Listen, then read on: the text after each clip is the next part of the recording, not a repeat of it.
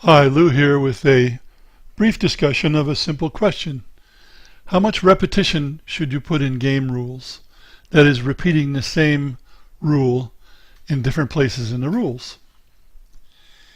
Of course, each individual case is different, but we can try to generalize. Now, some will say that repetition should be avoided at all times, just as in computer programming. You provide a reference to the rule when that rule is elsewhere. But is that practical for the way people use rules? So you have to ask yourself, which kind of rules are we talking about? In the old style reference rules, repetition is undesirable, and that's why there are rule numbers to help with reference.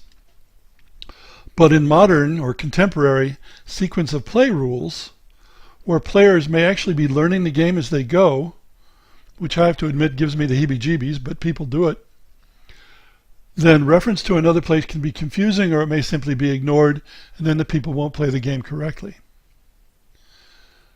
And I have to say, except for some war games, reference style is now rarely used. So I think you have to judge when something is so important that it bears repeating, or when yet another reference to a different rule becomes burdensome or annoying, and then you repeat it rather than refer to it.